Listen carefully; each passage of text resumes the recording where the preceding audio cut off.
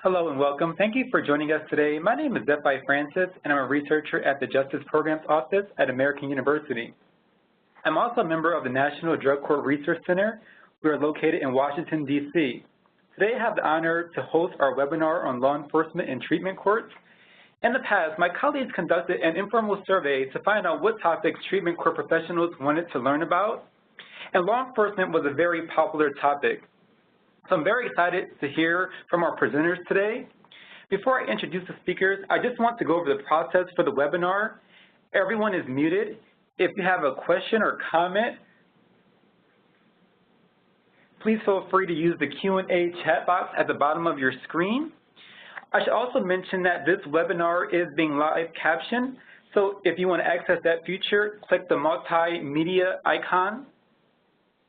This webinar is also being recorded and will be posted to the YouTube page for the Justice Programs Office and also added to NDCRC.org. At the end of the presentation, there will be a brief survey to fill out. Please complete the survey because it will help us improve future webinars. Lastly, we want to thank our funding agency, BJA.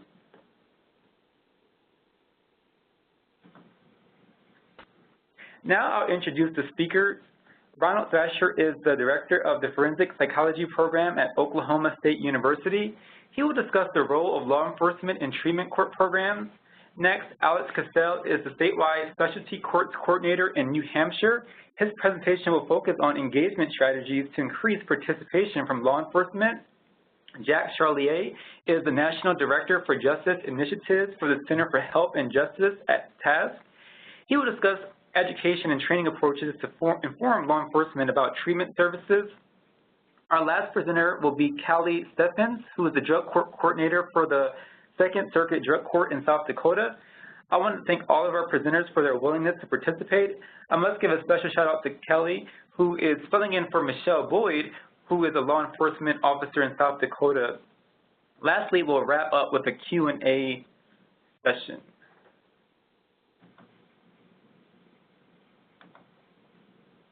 Before I turn the mic over to the speakers, I would like to give a brief overview of NDCRC. The NDCRC is a project with a mission to provide resources to treatment court professionals. We offer an array of services. If you go to our website, ndcrc.org, you'll see that we have a resource collection. We have hundreds of resources that are relevant to the treatment court field. As I prepared for this webinar, I did a keyword search for law enforcement and multiple documents popped up. Recently, we added a section on the website where you can search for bills related to problem-solving courts. We have a map where we display the count of drug courts in each state. We also plan and organize webinars frequently. On our website, you can sign up for the newsletter and listservs. We have an active online community of information sharing. We also attend national and state conferences to share resources for research or moderate panels. If you ever need our assistance, please feel free to reach out to us at ndcrc@american.edu. First up, we have Ron Thrasher, and he's going to discuss the role of law enforcement in treatment court programs. The mic is all yours, Ron. Yes, could we move to the next slide? My name is Dr. Ron Thrasher. In addition to currently being the Director of the Forensic Psychology Program at the Oklahoma State University Center for Health Sciences, it's important to know that I previously served as a retired 35-year law enforcement officer, and I am the first and continuous President of the Board of Directors of Oklahoma's first therapeutic court program. As we begin thinking about the roles of law enforcement, whether that be corrections, whether it be police officers, whether it be probation or parole officers, or maybe a non-sworn position in those agencies, we can look at this from a variety of different roles. There's a role that the officer plays for the treatment team. There's a role that the officer plays for the client. And there's also a role that the officer plays for him or herself. Next slide, please.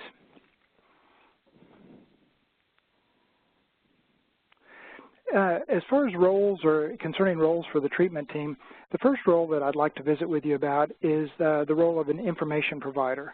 Law enforcement officers, regardless of their background, almost always have access to criminal records. Many of these records are public records and could be accessed by other members of the drug court team. Arrest records, sometimes not. Sometimes arrest records are only available to law enforcement personnel, as are juvenile records.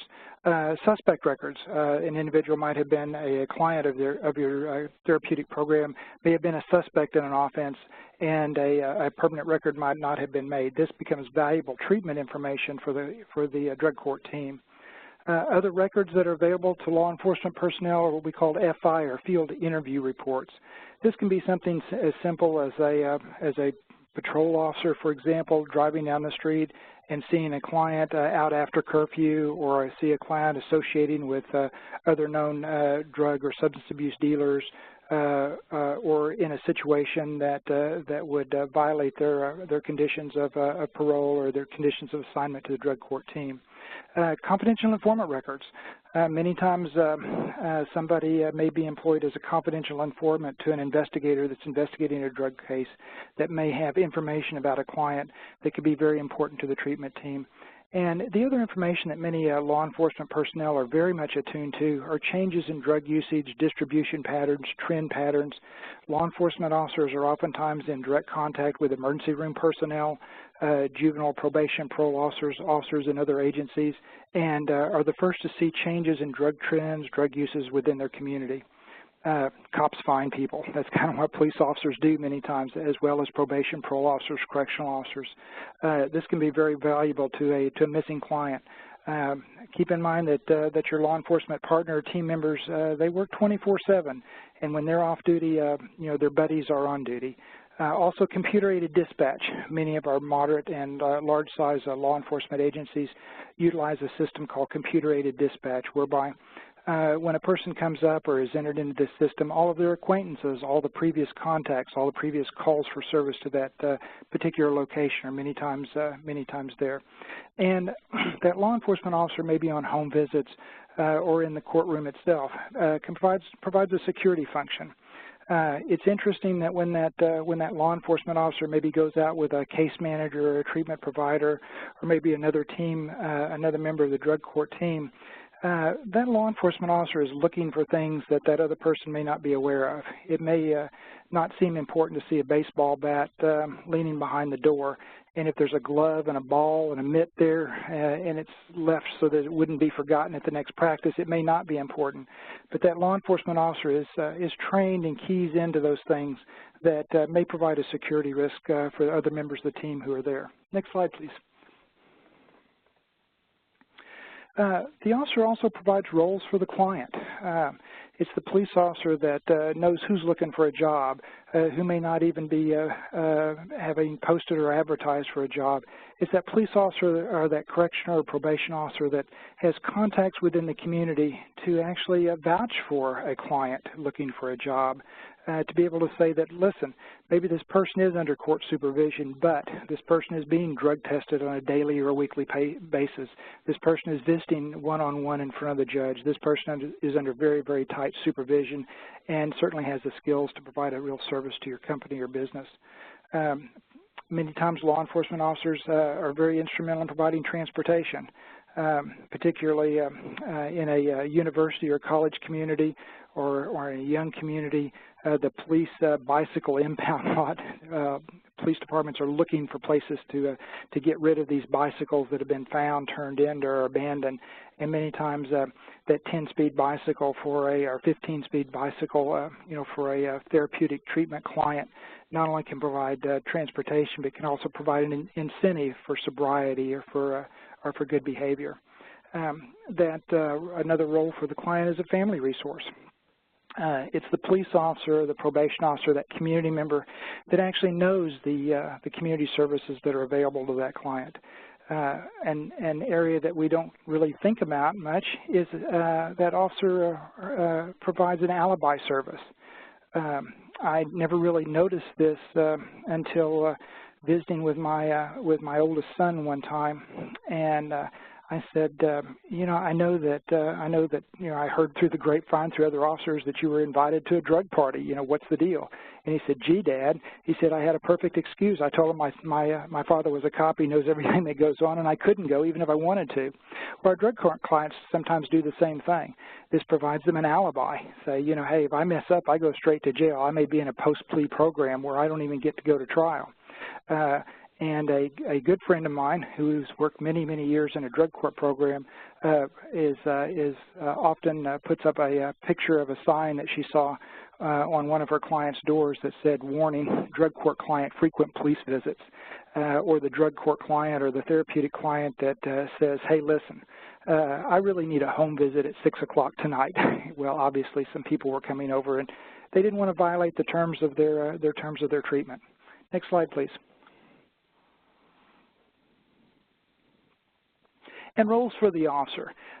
You know, it's fascinating to me to watch an officer mature and develop from this many times book 'em or bury 'em, John or Jane Wayne stereotypical police perspective to that officer that may go in for a visit or a unannounced home visit, and they may see some wacky weed or they may see some drug paraphernalia or something like that on the table, and to have this officer say, well, let me make a case, let me seize the drugs, let me put them in property, and then maybe we need to make a recommendation for the judge that, hey, maybe a different treatment strategy or maybe some increased home visits or maybe a little closer supervision, and watch this transition in police officers' attitudes, values, and belief systems is just remarkable. Drug courts, therapeutic courts, mental health courts, all the different treatment courts that we have available now provides countless opportunities for law enforcement training. This gives a unique aspect to law enforcement training not seen in the traditional first responder training that many of our officers experience. Professional development. Law enforcement officers really want to look at themselves much less as technicians and blue-collar workers and much more as professional individuals as they truly are. You know, working with professional individuals, working with lawyers, working with physicians, you know, working with judicial individuals, networking within the community. These are all opportunities for professional development, not only for them, but for the profession as well.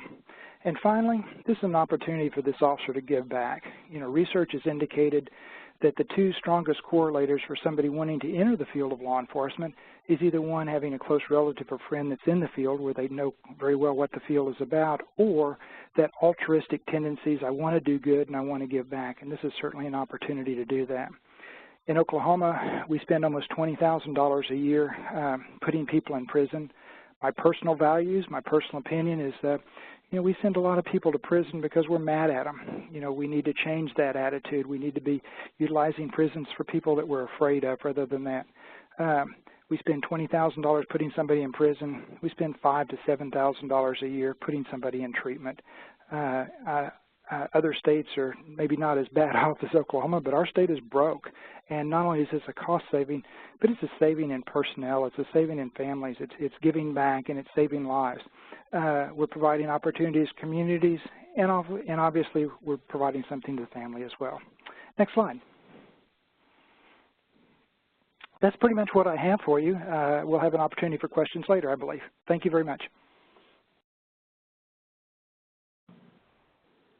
Thank you so much, Ron. Next we have Alex, and he'll talk about engagement strategies to increase participation from law enforcement.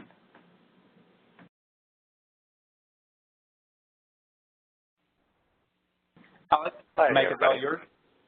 Thank you. Can everybody hear me? Am I on? Okay. Yep, you're on. I just wanted to start off by saying that my name is Alex Cassell. I'm the state coordinator for New Hampshire. I've been in this role for just under 2 years. Before that, I had coordinated a local drug court here in the state for about 9 years or so, and I'd been the case manager for a little while, and I was also a corrections officer for about 4 or 5 years. And now that I'm the state coordinator, I go back to the Corrections Academy and I train all of the jail officers. So over the past 4 years or so since I've been doing that, most of the officers now in the state have a drug court, mental health court, behavior modification, community corrections training on, the populations that are going to be coming in and out of the jails and state prison, and why somebody that's in a program might be coming back time after time after time, but only for a day or two at here and there. So with that being said, I will move on to the next slide. So how to engage law enforcement. So some of the things that I've done is have informational meetings, and this could be for a new court that's going to be up and running, or it could be for an existing court that's that's been around for a while. There might be some turnover, whether it be at the local drug court, or it might be at the some of the police stations around. It's always a good idea to invite some of the local chiefs and state police, sheriffs, the jail, probation, parole, for kind of an informational meeting.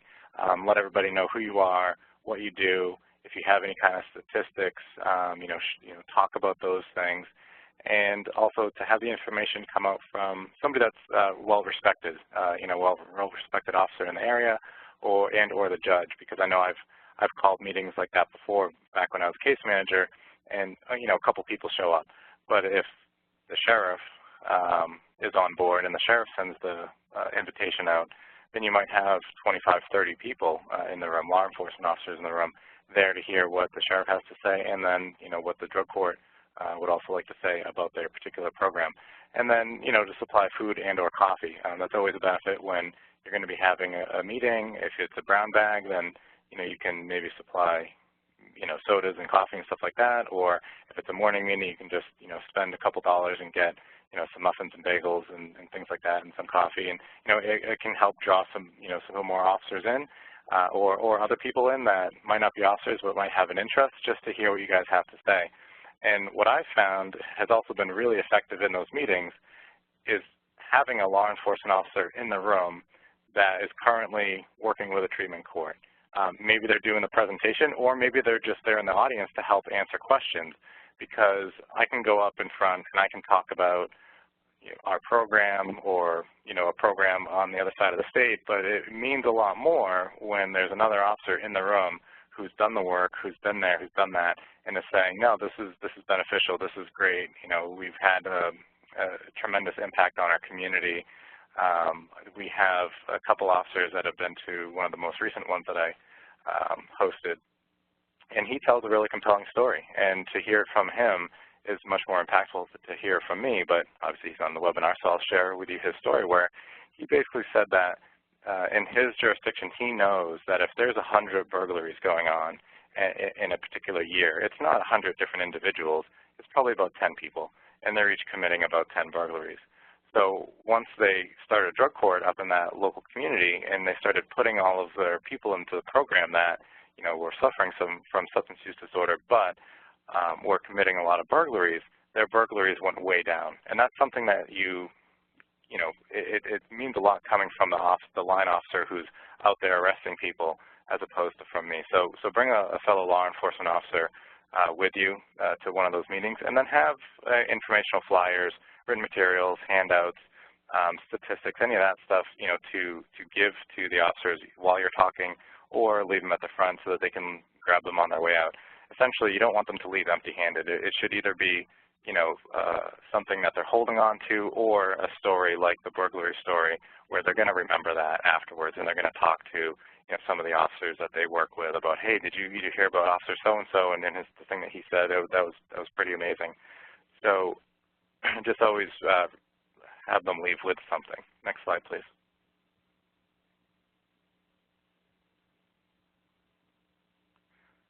And then training for current law enforcement.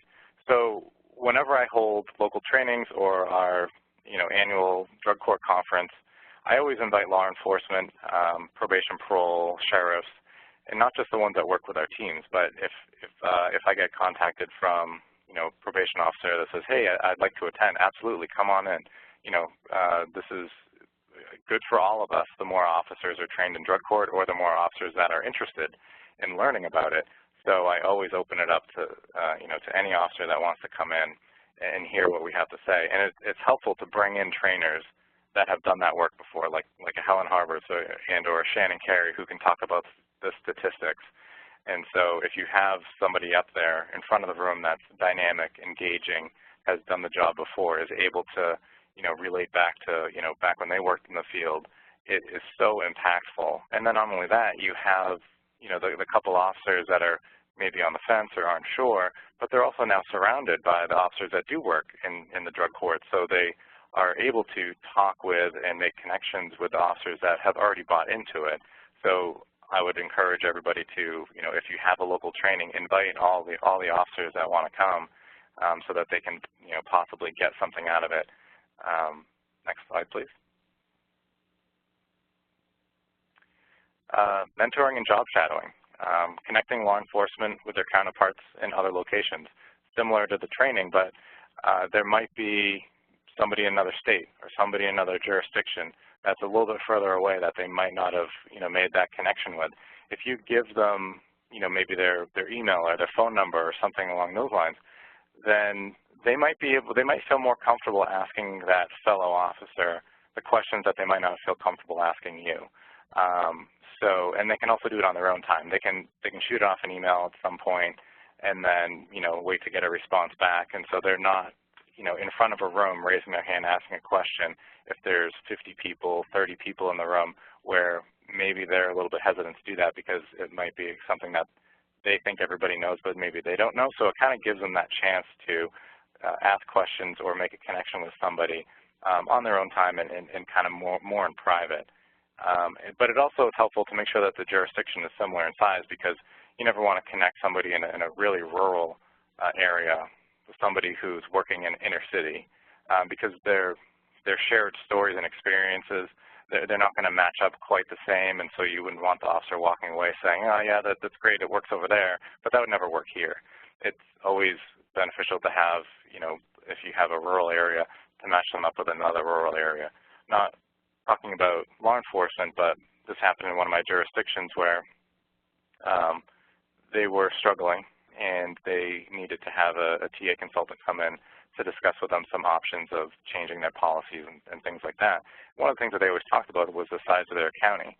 So it made sense for me to bring in a training officer or TA support that came from a place where their jurisdiction and where they operated was the same size or a little bit larger, because that person talking holds a lot more weight than if they come from a really small city that has a lot more resources. So just to make sure you match up similar size and populations. Next slide, please. And then something to keep in mind, whether it's at your training or it's at an informational meeting, or it's giving somebody the contact information of a fellow law enforcement officer that works in a drug court just in a different area, that people have different learning styles, and they need different information. Some people, they like the quick, immediate, Twitter type information where you get it quick, you read it, and then you understand it and you're on with it. But there are some people that need some time. They need to think about things, or it's a slower process. And there's some people that they need a good anecdote story. You can show them all the studies in the world, all the statistics, but they don't care. They just want to hear about a mom who now has custody of her kids back and is working and has her own apartment and is tucking them into bed at night. That is a lot more meaningful to them than a pie chart, that shows, 75% of our graduates, get their custody or working or whatever. But it's more meaningful to have that story, and sometimes it can be more meaningful to have a local story as opposed to one on the other side of the country. And some people just need to live it. Some officers that I've worked with before, they don't buy into it, they don't believe in it, and they've tried to convince the team to not take a particular person in, and I've talked to them and said, well, just give them a chance, see what happens. What's the worst that could happen? If they fail out, they'll get their sentence.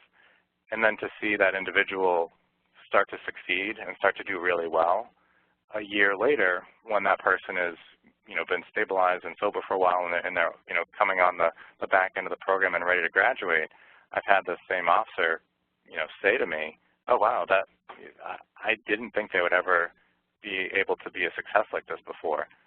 And then going forward, I never had any problems with that officer after that getting people into our particular program because he saw the results, but it took a while to get there. And so you just have to keep in mind that sometimes it takes a long time, and eventually, if you have some positive outcomes, they'll be able to see that. Next slide, please. So this kind of goes along with the last slide, just to be patient. it can take time to change how someone looks at a treatment court. With time and experience, law enforcement can see that engaging with treatment courts can benefit the community. Usually when I go to the academy, one of the questions I ask is, why did everybody get into this line of work? And similar to what the previous presenter said, most of them say something along the lines of, to make the community better, to help people, something like that. And once they see the outcomes of the drug court, almost every officer that I've ever worked with definitely sees that it is benefiting the community. It's lowering recidivism. It's putting families back together. And so I've very rarely had somebody that's worked in a drug court after 2 or 3 years and still has the same exact opinion that they began with. But there is that occasional, officer or non-officer, some other discipline that they're just never going to think that drug court or treatment court is a good option. And so we need to be okay with that, there's going to be a percentage of people that there's nothing we can do, and just to focus on the ones that we know are at least willing to give it a shot. Next slide, please. And with that, I will end, and the next presenter will begin. Thank you so much, Alex. Education and training approaches to inform law enforcement about treatment services. The mic is all yours, Jack. Good. Thank you very much, and good afternoon, everybody. My name is Jack Charlier, and it is very cool to be here this afternoon for this webinar, and thank you all for attending. I am with TASC. TASC was founded a little over 40 years ago to bridge the criminal justice system from police to parole and all points in between, obviously including courts, with community-based behavioral health, housing, and services. And by behavioral health, mostly referred to mental health, trauma, and substance use disorders. TASC might or might not be familiar to you, but if you're familiar with RSAT, which is a residential substance abuse treatment program of substance use disorder treatment within a prison and jail setting, that's grounded in the TASC model. If you're familiar with intensive probation with services, that's grounded in the TASC model. And most appropriately, I think you're all familiar with drug courts. Drug courts are grounded in the TASC model that preceded drug courts by about 17 years or so, give or take. So it's a pleasure to be here, and specifically then that's a connection to drug courts for TASC, and then specifically as it relates to police, I am the co-founder of the national movement called the Police Treatment and Community Collaborative, the PTAC collaborative around the emerging field of pre-arrest diversion and deflection in the United States. So it's exciting to be here, and I've enjoyed the first 2 presenters. We'll enjoy the final presenter who follows me, and I hope all of you enjoy the presentation I'm about to give on education and training approaches for law enforcement about treatment services. Next slide, please. So when we talk about training, obviously we're always going to do that from the context of who is the audience, who are the participants, just like public speaking. And so I'm going to present to you, starting with this first slide, on the Justice Leader Systems Change Initiative, systems type of training, individual type of training, personal training that you can do, in team training, right? We know that in order to affect systems change, that you need training from training and education really at the highest levels all the way down to line staff who are performing the work. It is insufficient based on research to just train the line staff and not have the leadership educated or vice versa. We need everybody in the system, and that includes treatment, police, courts, the folks running the jail, prosecutors, defense, the individuals themselves on kind of what's going on. So JLSCI is a systems approach to change. This type of training, it's really education, but this type of training is best suited for leadership within a drug court environment. So this would be best suited for the judge, presiding judge, chief judge, the lead prosecutor, which could be the elected prosecutor or his or her deputies, the public defender's office, the folks who run the jail, the executive and senior leadership of treatment, and of the police department. You can do JLSCI from a systems perspective also with mid and sometimes line level staff, but you must have the leadership part of a team. So JLSCI is done in a team setting, in a community setting also. So in other words, your community leaders are there. And so this is getting at the systemic education that's needed for change to happen, for folks to understand how do we integrate law enforcement, police within drug courts, and how do they access treatment services from a systemic standpoint. Next slide.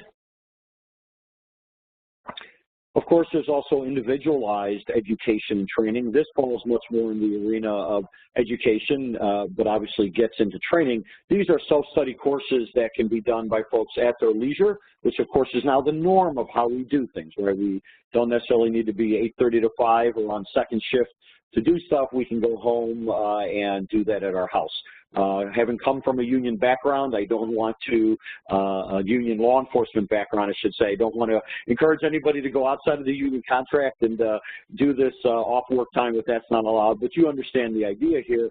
These are modules directly related to the topic that you can take. The link is on the slide, and these are ones that if you go through, you'll have a really good understanding, deeper than you would just from a standing presentation for 10 minutes on the topics that you see here. And these are all geared for justice leaders and treatment leaders in a community setting, right? They're not for PhD students, nor are they for just kind of the lay public off a 60-second PSA, and they're done by top-flight researchers who practice their art within the criminal justice behavioral health system, so very well suited. So we started off with systems level education and training. Now we're on to self-study courses that you can take, and again, the modules that you see there are on the screen.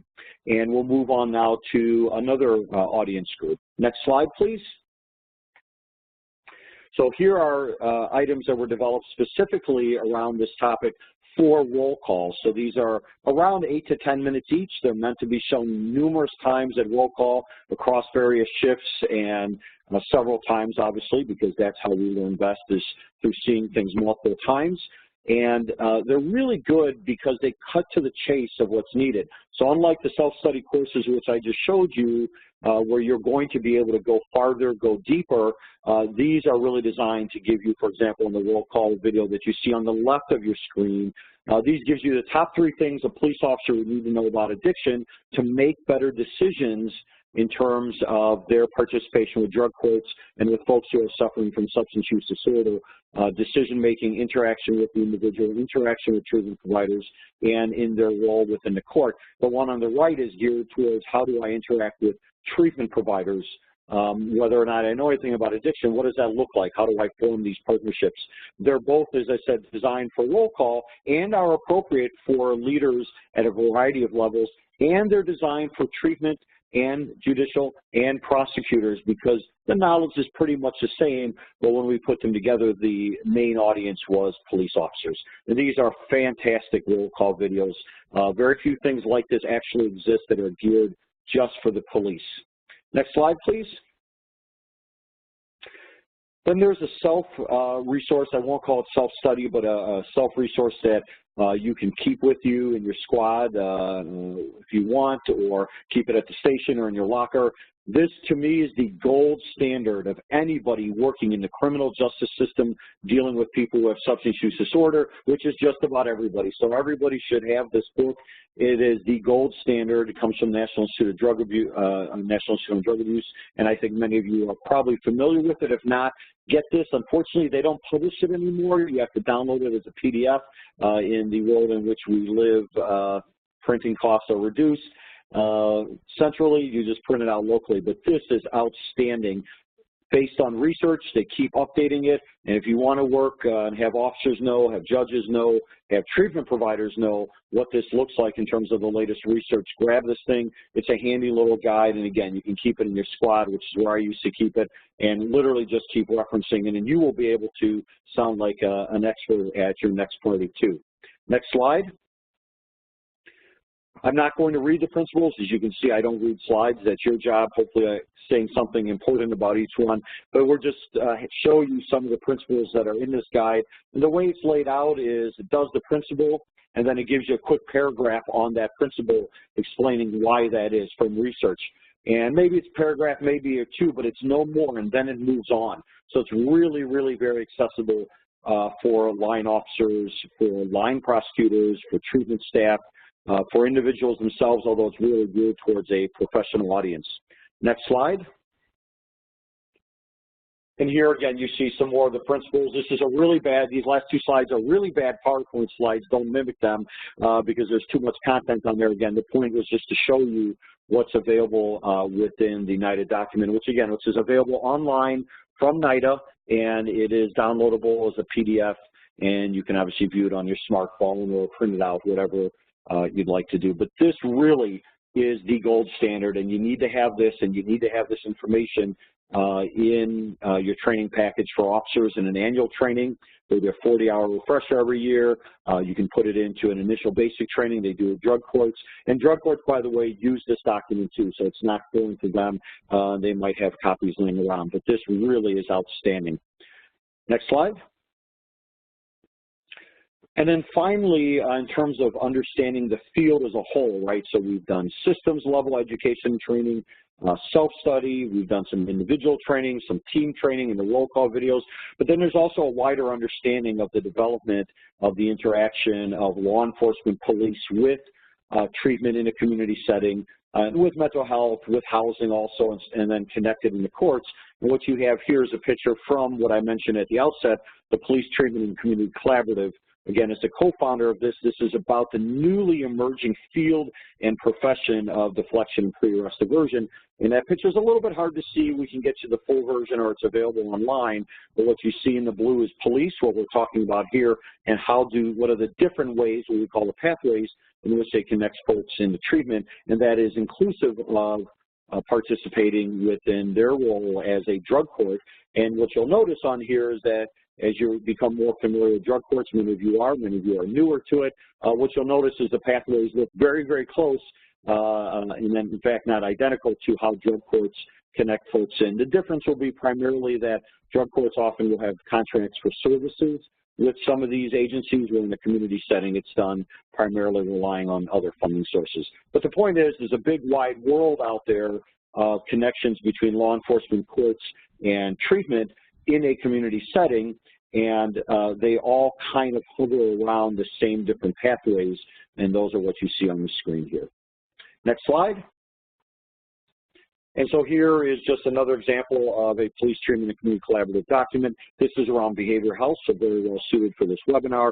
So this is a set of principles that the officers and the courts can become familiar with, written from the point of view or the standpoint of behavioral health and how it sees its interaction with criminal justice, with drug courts, with police, and the intersection of those two justice entities. And that's important because gaining perspective on the other, where the other person is super important to being able to work best with them. So this guide really lets you know. So from a behavioral health perspective, how do we look at what you might be asking to do? We might agree, we might disagree. We can talk that out, but we do need to know where there's fit and where there's not fit. Next slide. And that brings me to the last presenter, and I want to thank you for your time, and I look forward to your questions on everything that you've heard so far at the end. Thank you so much, Jack. Law enforcement as advocates for treatment court programs. Callie, the mic is yours.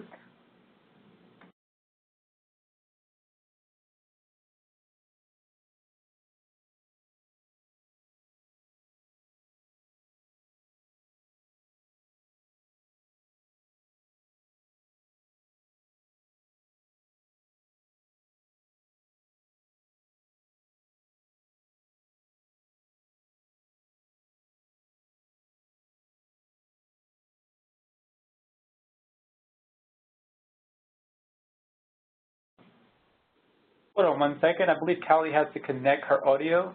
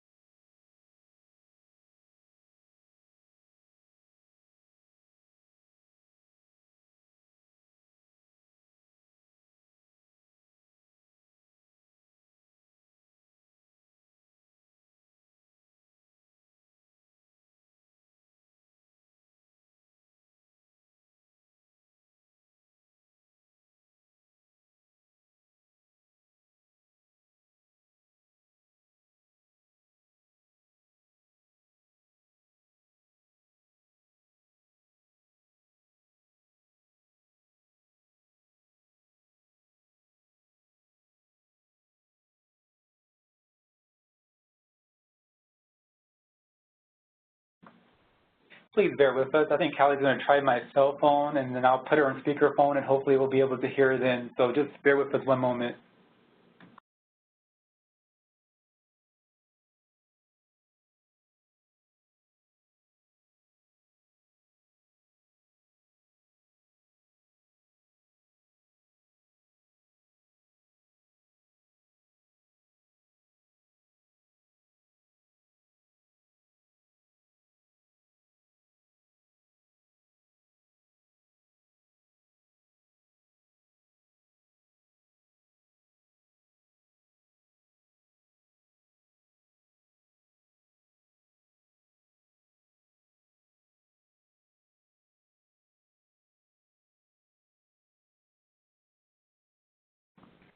Okay, so Callie is going to speak now. I have her on my speakerphone, and I hope that everyone can hear.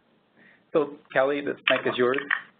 Thank you. Sorry about that. It said I was connected. So I'm Callie Steffens here in Sioux Falls in South Dakota, and I am the coordinator for the Drug, DUI, and Veterans Courts here. I'm here on behalf of Michelle Boyd, and she has been with the program since implementation in 2010. And I am here to talk about Advocates for Treatment court programs. Next slide, please. So our main goal is to educate on the importance of drug courts and the success of our programs.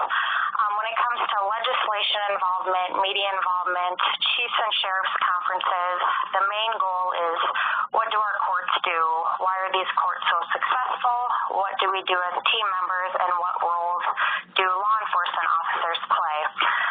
And we like to educate on the funding and support that is necessary to make the program work.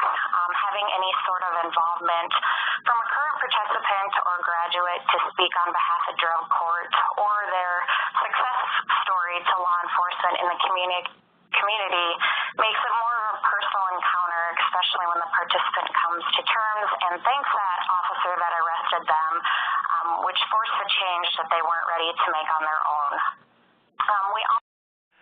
Law enforcement has incorporated a crisis intervention training, which gives the officers the opportunity to identify warning signs that can lead to crisis, how to use verbal and nonverbal techniques to diffuse situations, how to assess risk and choose the least restrictive interventions, how to cope with fear, how to use disengagement skills, and then most importantly, how are we keeping the community safe. New hire training for officer now includes problem-solving court trainings that focus on how drug courts are changing the views of law enforcement officers and what steps the courts are taking to develop contributing members of society and to protect public safety. Next slide, please. In South Dakota, we kind of wanted to show how we are being successful. So we took some demographics from fiscal year 2012 to 2017, and statewide, a total of 755 participants were accepted into the program. South Dakota has seen more of a female ratio in drug court and more of a male ratio in our DUI courts.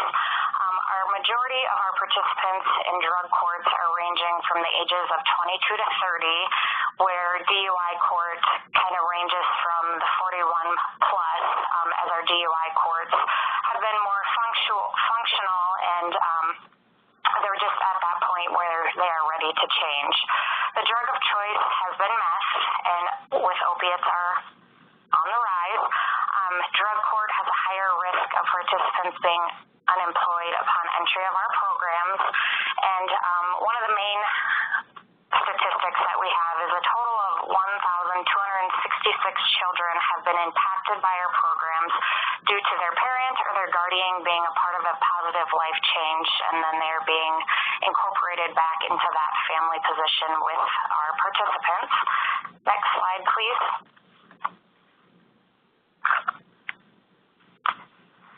And as you can see, our drug courts are working statewide, national.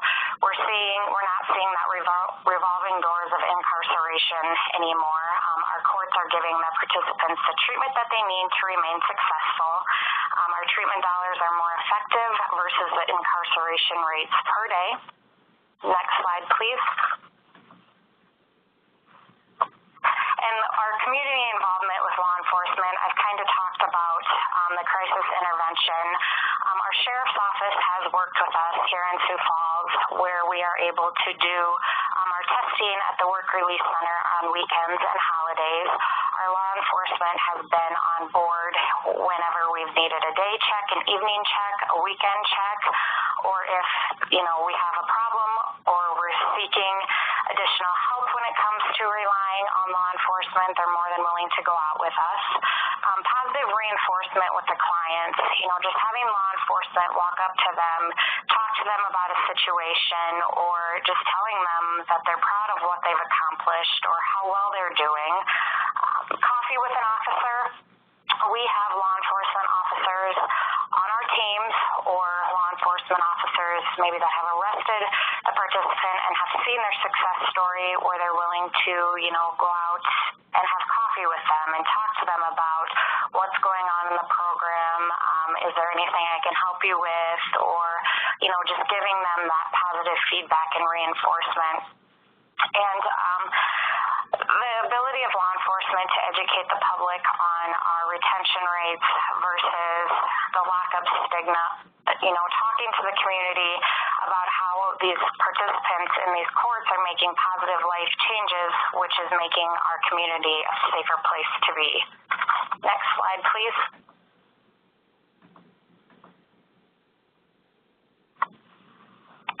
So our team approaches, our main focus for our courts is the composition of our team and the influence it has on our participants. We're always striving to improve the quality of life for our participants and rely on the experts' knowledge of our treatment and community providers. All of our participants are assessed using validated and evidence-based tools for what program or programs will best fit the needs of their treatment approaches. Mental health services, we focus a lot on the trauma they've been through, the abuse, any medication assistance they're needing, couples counseling, as well as individual sessions. We really focus on a DBT approach, which is a dialectical behavior therapy, cognitive approach that helps participants to learn and to use new skills and strategies to develop any life experiences that are worth living. DBT includes skills for mindfulness, emotion regulation, distress tolerance, and interpersonal effectiveness.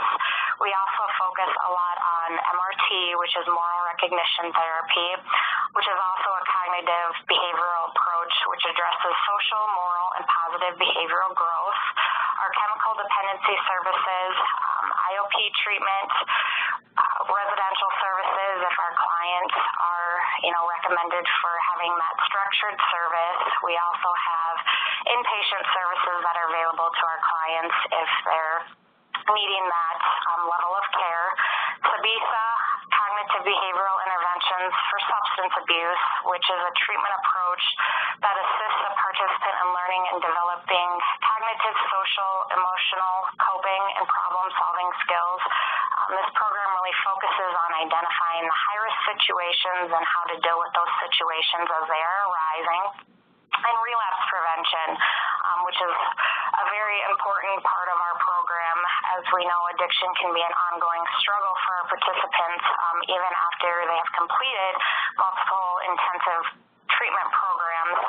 Relapse prevention planning is crucial for them so they are able to maintain long-term sobriety, and this program focuses really on detecting the early warning signs and triggers on how to take action to prevent a relapse.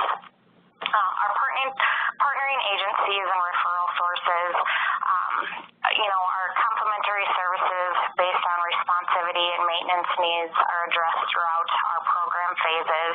And Sioux Falls has a wide array of partnerships within the community for services such as housing, which we have focused a lot on crime-free housing, and with the backgrounds with our clients, we're not always able to get them in there, so we have changed with the work of law enforcement, the crime-free housing addendum, which states that if any client is currently currently in our program or have successfully completed our programs that they are able to rent from crime-free housing.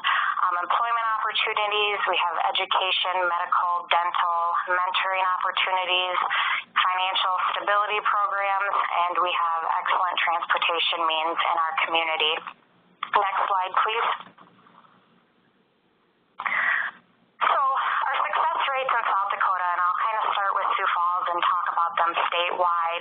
Drug court started in Sioux Falls in 2011. To date, we have accepted 163 clients. 55 of those have graduated, and we're currently serving 50. DUI court, we started in 2013. There's been a total of 73 participants in the program. 31 have been successful graduates, and we're currently serving 21. Our Veterans Treatment Court started in January of 2016. We've had 5 successful graduates, and we currently have 7 active participants. Our retention rates are they're great. It shows that we're working. 71% and 75%, and the national level is at 70. So we're really focusing on what we're doing right, how can we remain compliant with our programs, and really how the community is looking upon these successful rates. Statewide, in the last fiscal year 2017, we were up to 17 active courts in South Dakota.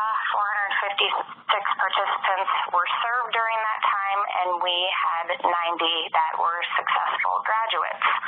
Next slide, please.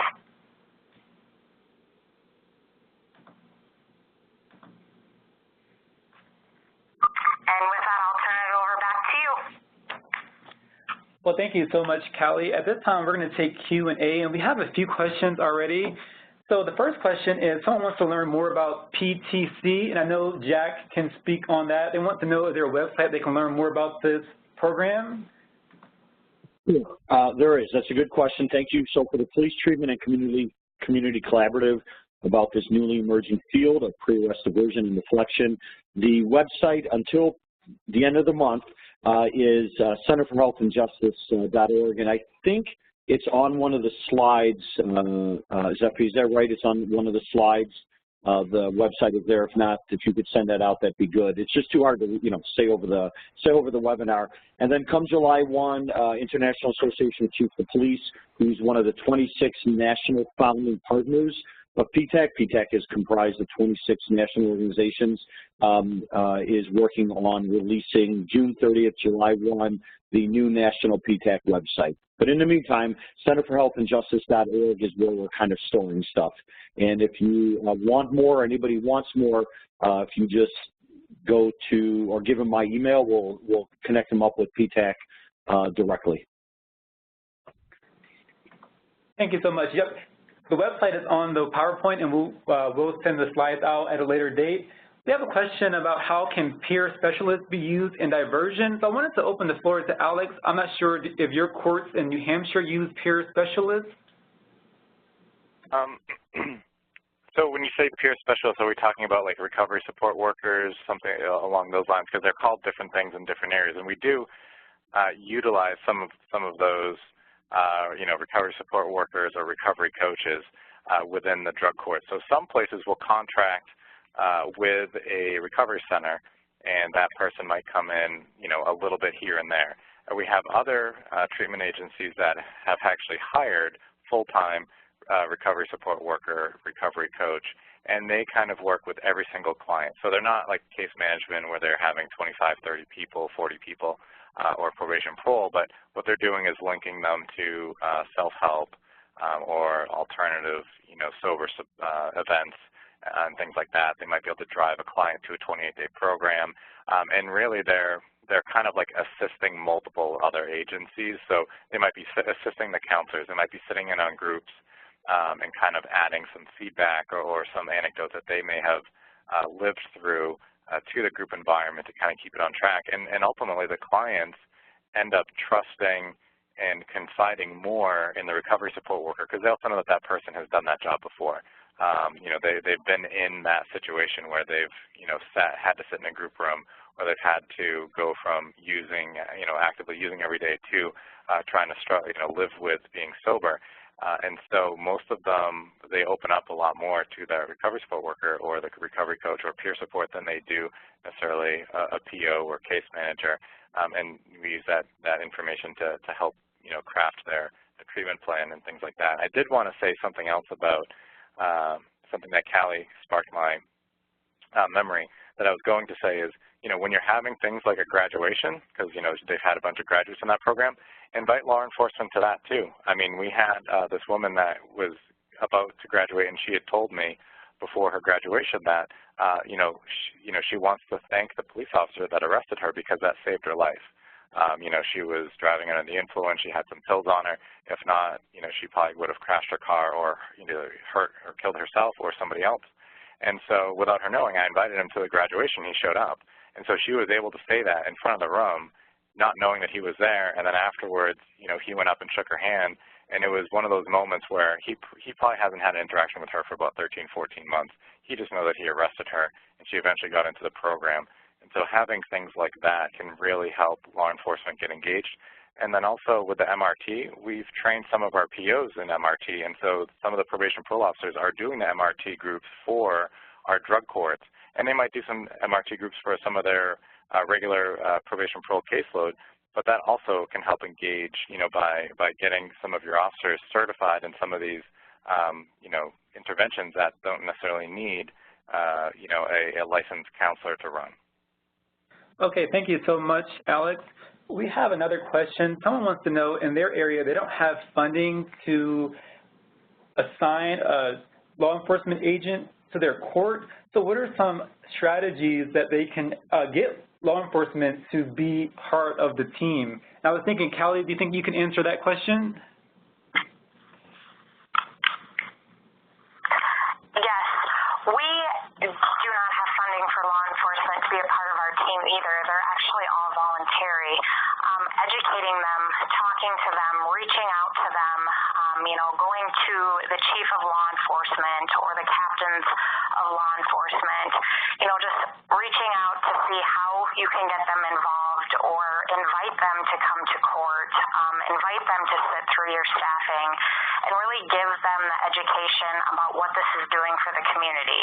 It's a stigma that it's hard to break, but I think once they're educated and once they're able to see the positive that you're doing for the community, it will really draw their attention in. Otherwise, there's multiple grants out there that you could apply for through SAMHSA, that can maybe offer law enforcement some sort of grant to help with that.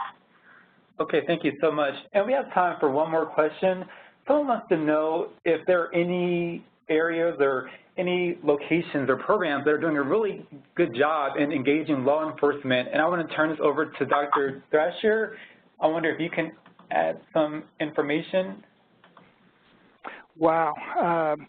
Just about everywhere you go, you see law enforcement getting more and more involved. In my own state, we have therapeutic court programs throughout the state, and law enforcement is becoming more and more an integral partner. The new partners on the street, and law enforcement has been integral in getting these individuals involved, is one, physicians. It's very, very important to have a physician, particularly if you get an emergency room physician who actually sees the results of substance abuse in their community on your team. But law enforcement is also partnering with academia, and this is something I'm very much involved in. And it was commented about the reduction in crime, once you have a therapeutic court in your community, and these individuals are responsible for multiple offenses. And we have really good research available in the successfulness of drug court programs. Other therapeutic programs, not so much. It's hard to measure the impact of a mental health program, and it's hard to mandate good mental health if you have a co-occurring disorder court, for example, in your community. But one of the things that Oklahoma State is doing is we're actually researching the success of these programs, and we're measuring that in terms of impact on the community, impact on serious crime in the community. And we're finding that once a court and once law enforcement in particular get involved in that treatment court, crime does go down, and we're being able to make statistically significant impacts in those areas. So I think we have a number of areas. I think getting a hold of these officers, I think using these officers to recruit new and different and unique partners in the drug court team all play a part in this. All right, thank you guys so much. I really learned a lot during this webinar. We are out of time. Before you exit, please complete our survey. This will help us improve future webinars. And also, if you have a question that we weren't able to answer today, there's also a spot for you to rewrite that question. I want to thank all of our presenters for taking time out, and I thank you for joining us today. Take care and have a great day.